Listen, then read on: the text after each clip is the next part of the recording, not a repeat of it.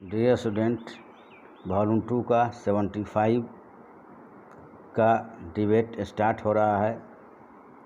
Ready start. Deputy speaker महोदय, मुझे इस बात की बड़ी खुशी है कि आपने मुझे गांधी भवन के उद्घाटन का मौका दिया।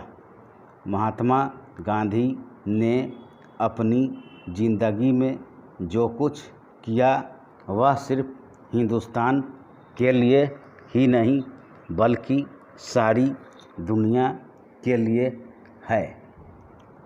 हम उनकी यादगार में कोई इमारत खड़ी करके या संस्था बनाकर किसी तरह से अपने काम में बल हासिल करना चाहते हैं। इसलिए हम उनके नाम में स्मारक के रूप में जहाँ तहाँ कुछ बना रहे हैं। आज सिर्फ हिंदुस्तान में ही नहीं, हिंदुस्तान के बाहर भी जहाँ तहाँ गांधी जी के स्मारक के रूप में इमारतें बनाई जा रही हैं। इसलिए कोई आश्चर्य की बात नहीं कि हैदराबाद के निवासियों को भी ऐसा ख्याल हुआ कि यहाँ इस प्रकार का स्मारक बनाया जाए। यह सिर्फ एक इमारत ही न रहे बल्कि जैसे सरदार पटेल ने कहा था, यह जानदार स्मारक हो।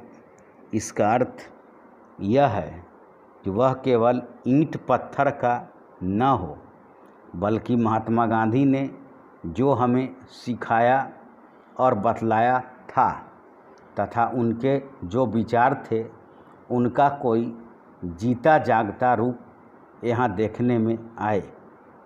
महात्मा गांधी ने अपने जीवन में कई बार कहा था कि किसी आदमी के लिए उसका शरीर कोई कीमत नहीं रखता।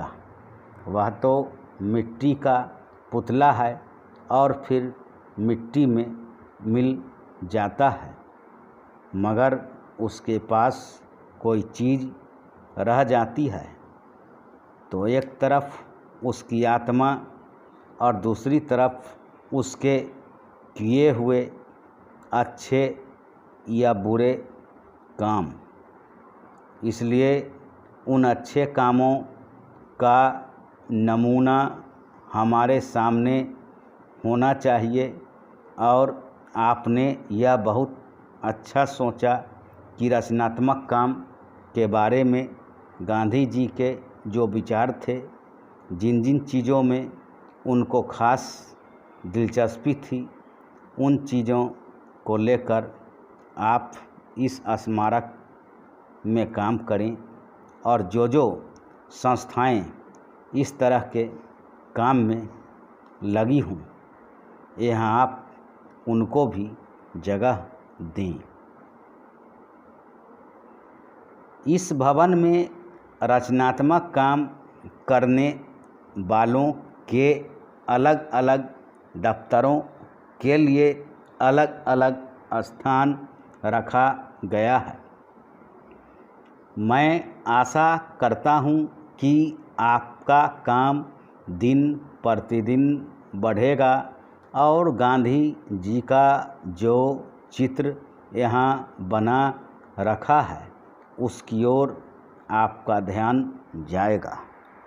गांधी जी ने हमें जो कुछ सिखाया उसकी तरफ भी आपका ध्यान जाएगा। अपनी ज़िंदगी में उन्होंने कई बार कहा था कि यदि चरखा चलाने वाले को उस पर विश्वास न हो और उसको वह ठीक से समझ नहीं पाता और केवल उनके कहने से या देखा देखी चरखा चलाता या खद्दर पहनता है तो काम नहीं चलेगा,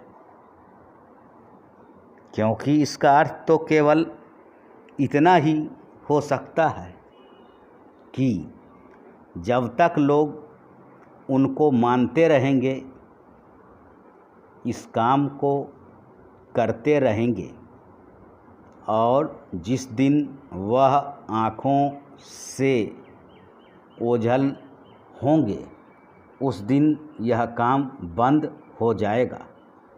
इसलिए वह कहते थे कि ठीक समझ करके करना चाहते हो तो करो,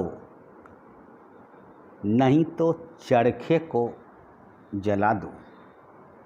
उसकी कोई ख़ास ज़रूरत नहीं है। धन्यवाद।